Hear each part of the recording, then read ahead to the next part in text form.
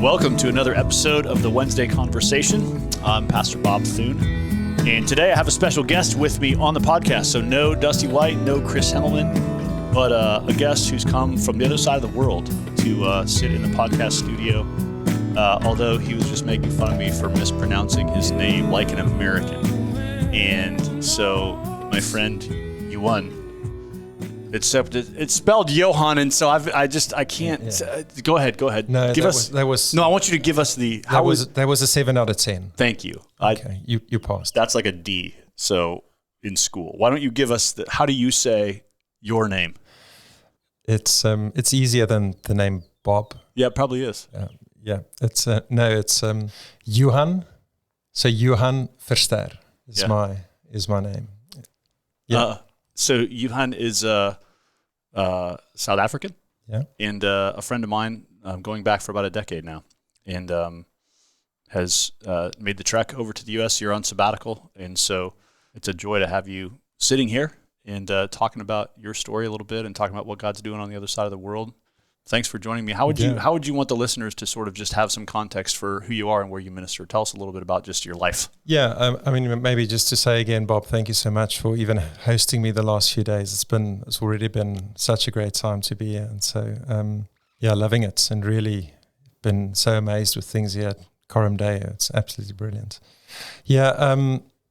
So like you said, grew up, and that's a longer story that we can delve into later maybe, but grew up in South Africa. Currently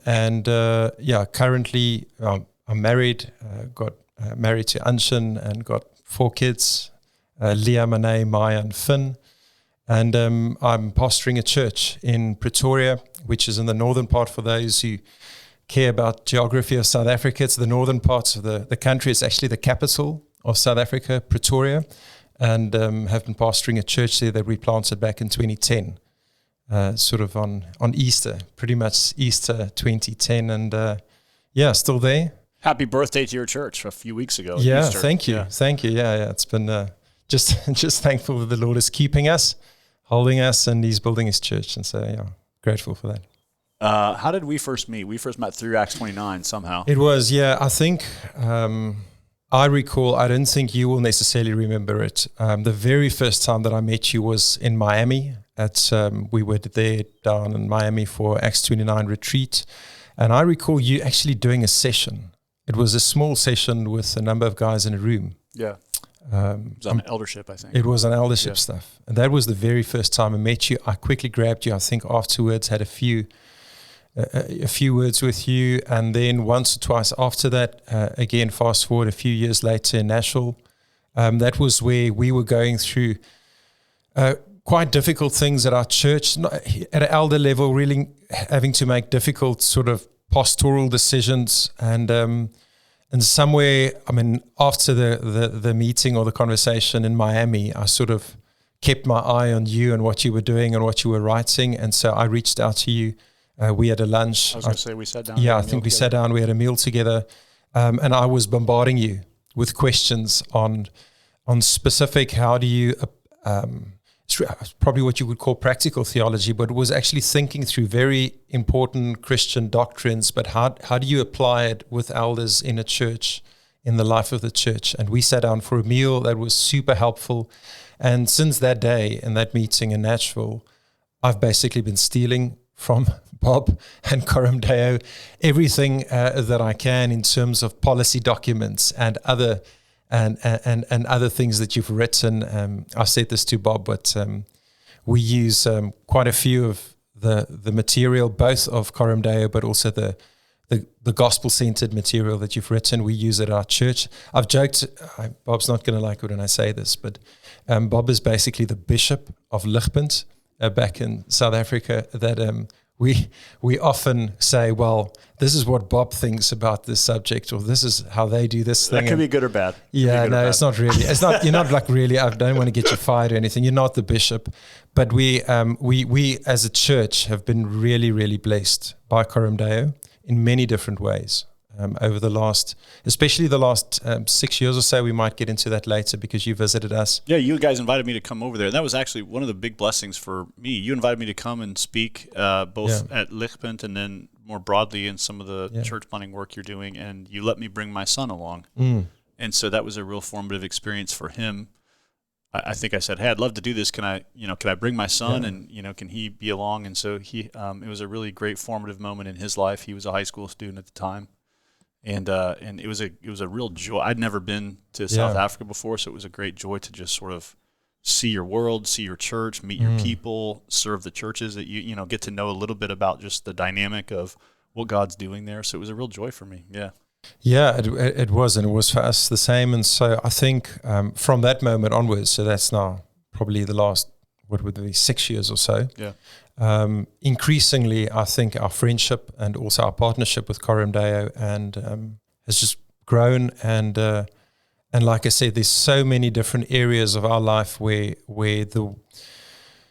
Coram is like 5 years or sort of 6 years older than Ligpunt, and so it's help in a very helpful way, just that 1 or 2 steps ahead of us in so many things. And so it's not too far away that it's unreachable for us, but in so many things, as we've come through the ups and the downs and the big questions of church life, it's been so helpful to drop your email and say, what do you do in this thing? Or have you written anything about that? Or what's your thoughts on these things? We've had a number of Zoom calls over the years, and it's been a blessing to both me and our elder team in church. Yeah. Well, and so if you're listening and you're a church planter or a leader, I think that is one of the things all of us need is just like, who can I look to that's a few years ahead of where we are that I trust? And so that was, I had those leaders early on in Coram Deo, and I think there's a beautiful thing that the Lord does in connecting leaders together where we can learn from one another, and where there's a sense of like, hey, how have you crossed this boundary or dealt with this challenge or solved this problem? Or that's been a really beautiful thing. The other thing that I have enjoyed, particularly about our friendship, is that there, for an American, it's very helpful to get outside the North American context. I want to know, like, is what we're talking about relevant somewhere else in the world that doesn't have the same cultural context we're in, that doesn't have the same dysfunction that we do, that doesn't have the same obstacles and barriers to the gospel. And so it's been fun, not just with you, but other friends around the world, to just have sort of a sounding board for, as we talk about gospel ministry, how do we make sure we're not talking about it in a way that's imprisoned in an American context, but that really does cross cultures and that's applicable in different places where their human beings are the same, but the cultural background is different. Exactly. And I think that is that's certainly the case. And I mean, this is maybe one of the blessings of being in a place like South Africa. Of course, coming from sort of a Commonwealth, UK, British background, and that's part of my backstory. I don't know if we're going to get to that, but I spent quite a bit of time living in London, came to faith in London, and that's another story altogether. And went into ministry initially in London. And again, lots of the more reformed evangelical UK sort of church scene is again heavily influenced by the Australians. So there's another. And one of the blessings for a place like us in South Africa is that we're fortunate enough to have all three of those voices speaking into our under Christian and biblical formation. So there's the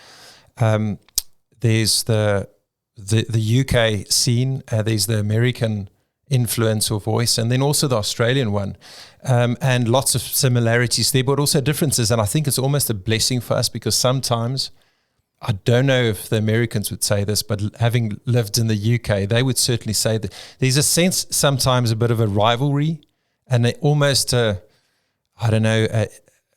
theological snobbery between the big sort of, what side of the pond you're on. And so we often sense that when we lived and we're heavily influenced and studied even in the UK, that the Brits would not necessarily really often listen to the Americans that much, and the Americans also not so much to the Brits, and even aware of lots of the good stuff coming from Australia. Yeah.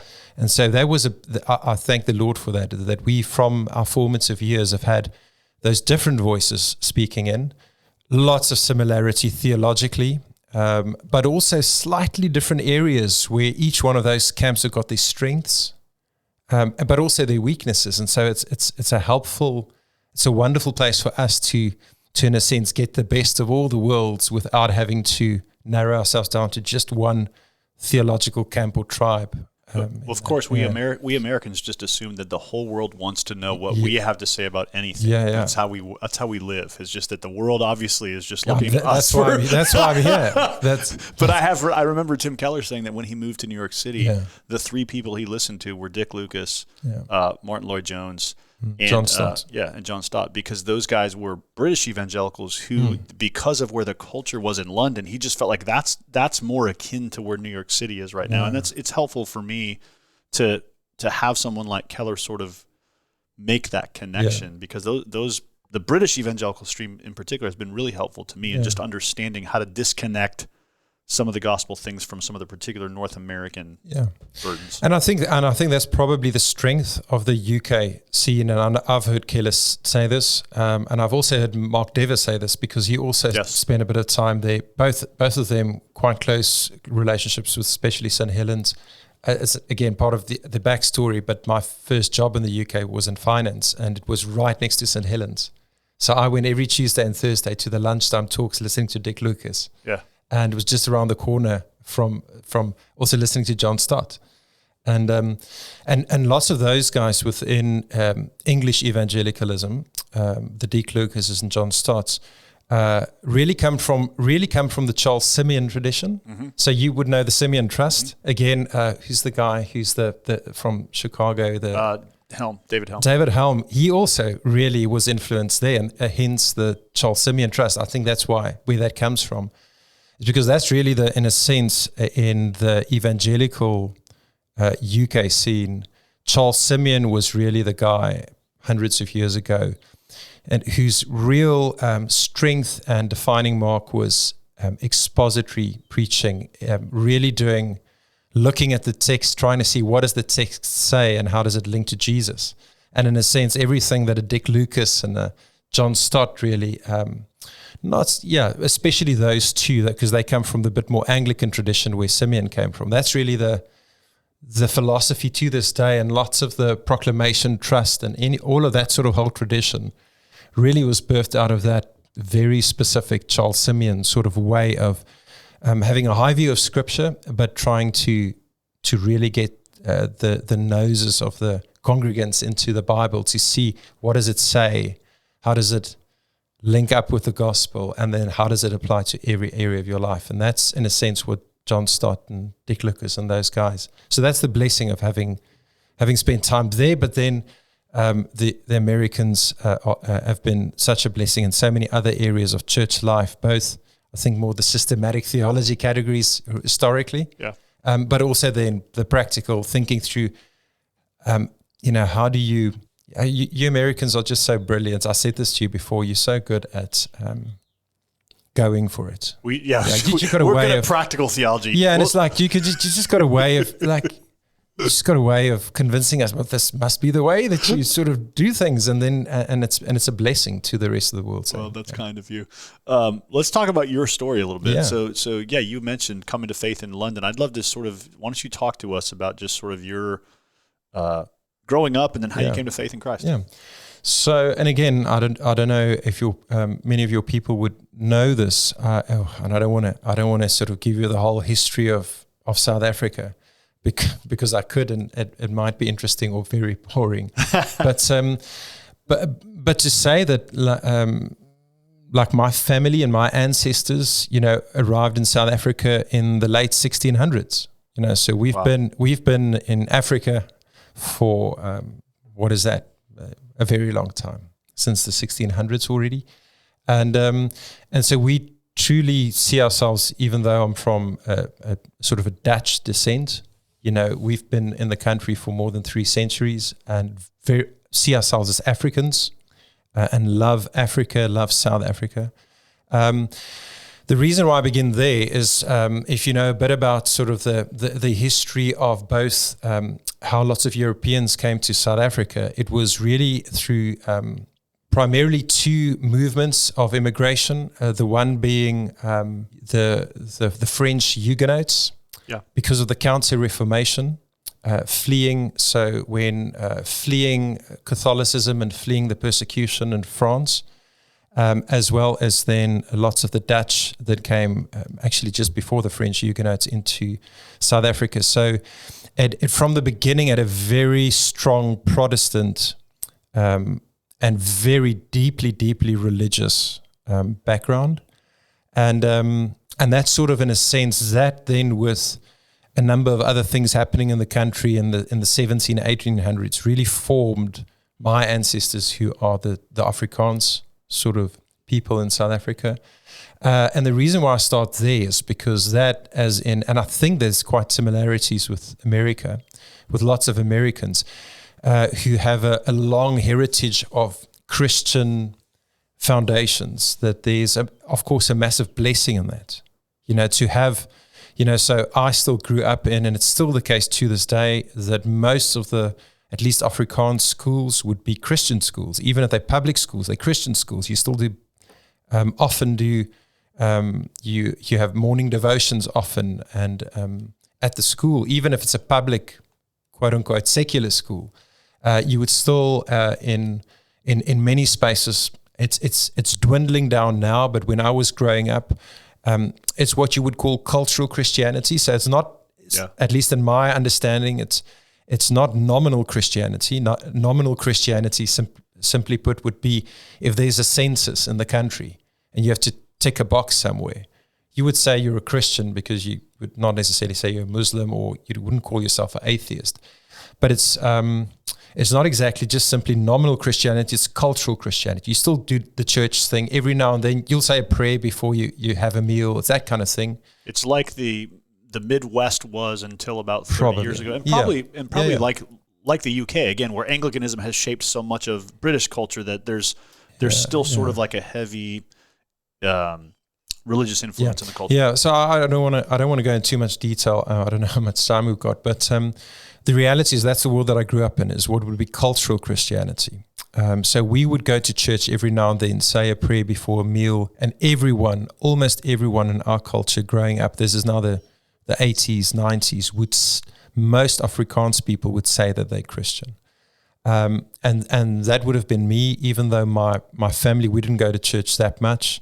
But like many others, by the time I got to high school, it was unraveling, and I wasn't in any shape or form a Christian. And by the time I went to university, I studied finance originally. By the time I was in university, and I don't know what you call it in the US, probably it's the place where students live. I don't know what dormitory. It's like a fraternity almost. Is that the thing? With 300 guys living together, and it's chaos in every possible way. By that time, I clearly said I wasn't a Christian, and that was in a sense also quite unique in an Afrikaans cultural Christian world. I knew enough of the Bible that I knew that Jesus is in no way or form Lord over my life, and I didn't want him to be. And maybe that was actually a good sign, actually, of the Spirit already working, ironically. That I remember a day when a guy on the Christian, he was a part of the sort of a Christian committee at our bigger fraternity, or our bigger dorm that we were lived in. And he asked me, "Are you a Christian?" And I said, "No." And that's not something that many Afrikaans guys would have said, but I knew that I don't love Jesus in a way that it's going to, in any way, I'm not going to be trusting in him, and I'm not going to be in any way build my life and shape my life around him. And so that was when I was at university, and then I went to London. As a non-Christian, went to London to go and work in finance, and the Lord's kindness and in his perfect timing, my first boss in the UK was a Christian older man. He was in his 60s. His kids were already out of school, and he just, I still to this day, he's passed away now. I don't know why he was so good to me, but he saw this young South African guy and he pulled me in. He was really good in helping and encouraging and supporting me as a young South African in London. And he eventually invited me to a Bible study. I didn't want to say no to my new boss. And so I went along to a Bible study, and it absolutely, after the first night there, blew my mind. They simply opened the Bible. They were working through chapters or passages in a book of a Bible, reading it, trying to understand what is it saying, what does that mean, and how does that make sense in Jesus, and how does that apply to every aspect of your life. And even after the first night, there was something magical about it. By the third week, I really, in a very strong, I was 24 at that stage, in a very strong sense felt all the stuff that I grew up hearing about God and Jesus and the Bible this and the cross that. It became real and present and living to me. And I probably 2 weeks later, for the first time, truly understood the gospel. And I really understood, this is actually why Christians always talk about Jesus. And so that was really my conversion. And that was when I was 24 and still worked in finance for a bit. And then after a few years, I still lived in London, quit my job in the UK. And started working there for a church, did an internship, apprenticeship, and then there's a story after that. I don't know how much I must go into the detail. Well, we want the detail. What was the sort of shift from working in finance to working in ministry and in the church? Yeah, it was one of those things where I was a young. That was between the ages of say 24 and 26, and I was when I had I would say it was quite a radical conversion experience. I remember phoning my dad in South Africa saying, listen, I've become a Christian. And he said, like, what are you talking about? You've always been a Christian. I said, no, like, I'm really a Christian. And I said, whatever. I phoned my girlfriend at that stage. I was in a 6-year relationship. She wasn't a Christian. And she didn't know what to make of that. And it sort of eventually that relationship sort of died off. I phoned my best friend in South Africa, and I think all of them sort of probably thought, well, this is Johan, he gets quite excited about things in life, and it's going to be like a cold, he'll get over it. And I really never did. And increasingly got involved at a local church in the providence of God, lived in Wimbledon, and in the street that we lived in before I came to faith. Just down the road from there was what I didn't know was a brilliant church. Small church at that stage, but the Lord was doing amazing work through them, and I'll get into that maybe because it's critical to even the story of our church then. But I got stuck into that church. Both me and my housemates, other South African young guys who lived with me, we started joining that church. It was at that stage, this church, now they've got an amazing facility, and it's quite a big church in London, and a quite an influential evangelical church in London now. But at that stage, they were meeting in a school hall. I grew up in one of the biggest mega churches in South Africa. But this church in a school hall, 100 people, 150 at that stage. I've never experienced anything like it. It was not flashy, not sexy in any way, shape, or form. But they were doing 3 things that we thought, and I thought as a new believer, was cutting edge. I thought, like, who came up with this idea of church? They did 3 things, and that's all they did. They opened up the Bible, and they made sure that whenever a pastor is preaching, he's got nothing to say. Scripture has everything to say. And he showed you what God is saying through the text, and he was applying it. He was showing how it makes sense in Jesus and what that means for your life. I thought that was revolutionary. I never ever heard in a church, growing up in church, ever heard preaching like that before. It blew me and everyone in my context who sort of experienced that the first time. The second thing that this church did well was community. Old people, children in between, but they were living like they were family. It didn't feel forced. It didn't feel like a program. They just felt like a family. And again, having grown up in church, but in quite a dead religious sort of sense, you could feel the presence of God in a very natural family, like you've come home kind of feeling. And then the third thing that this church was doing at that stage, this is now since the early 2000s, they were aggressively planting churches. At that stage already, they planted 4 or 5 other churches.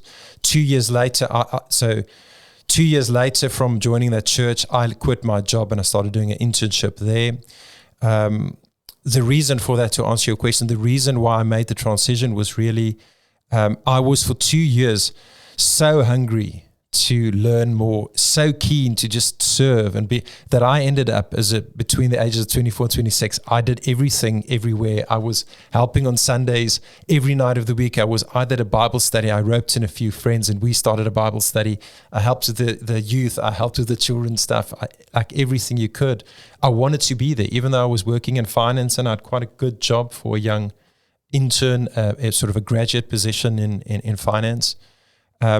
I felt like when I'm at the church, and if I could open up the Bible and share the things that I was discovering, it felt like life was making sense. I felt like a fish in water. The pastor of that church, a guy by the name of Richard Koken, I don't know if you would know him, he said to me, hey, why don't you do apprenticeship? This is sort of a year in after I was, 2 years in after I was a Christian. Because you're always here. It looks like you're loving it. Why did you come and do an internship? Quit your job and come and do this. And I said, no. He's like, no way. My life dream was to go and retire on a golf estate somewhere in South Africa or wherever. And I knew I needed money for that. And I was on the way to having a fairly decent life in finance. And so I said, no. And he asked again and he asked again.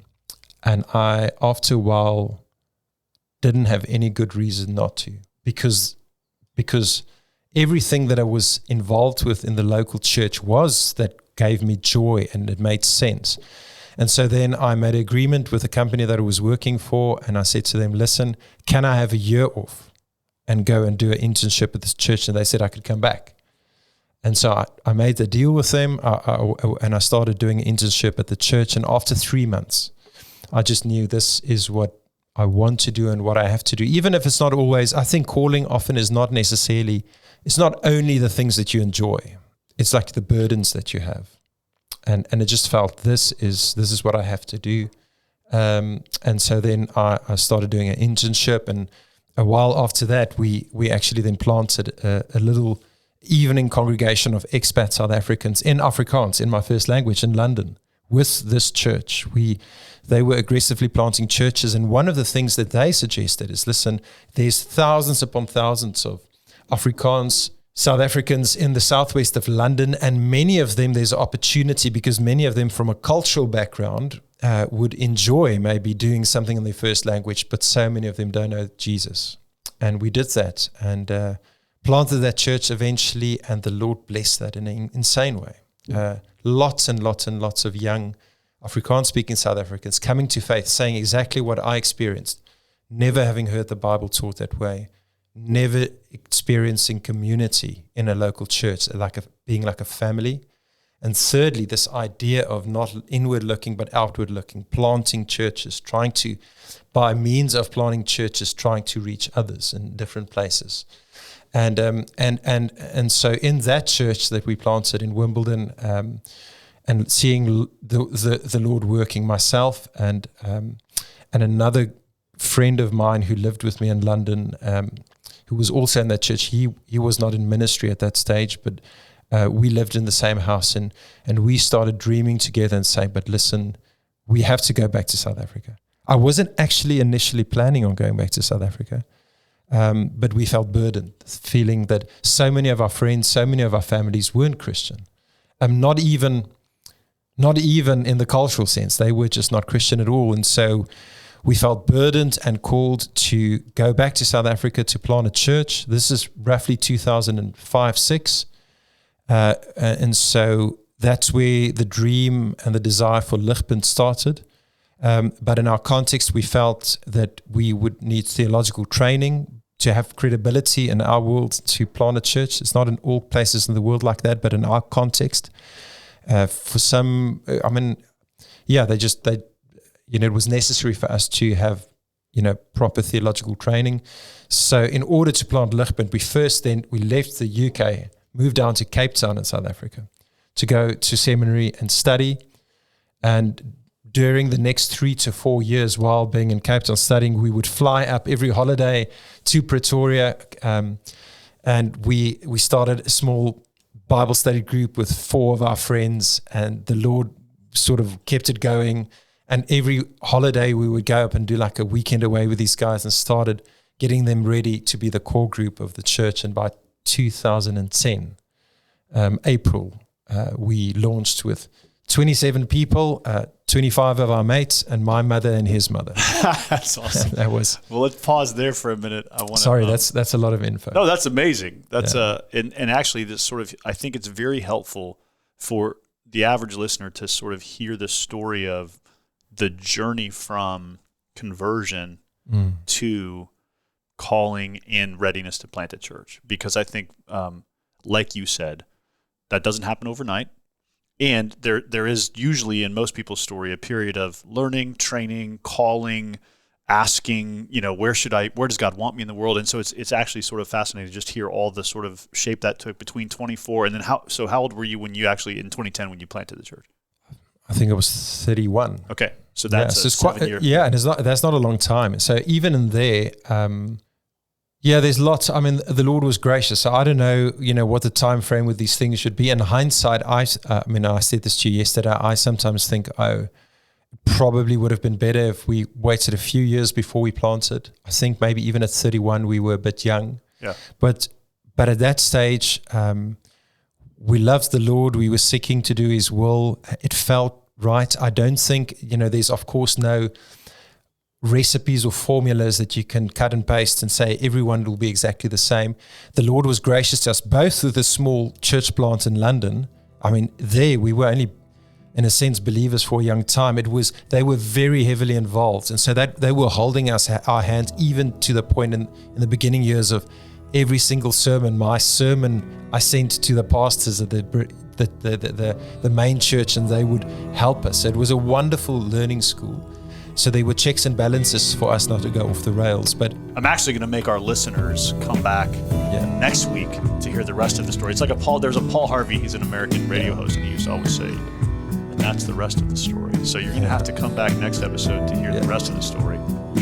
So thank you. And next week, listeners, you'll hear round 2 of this story.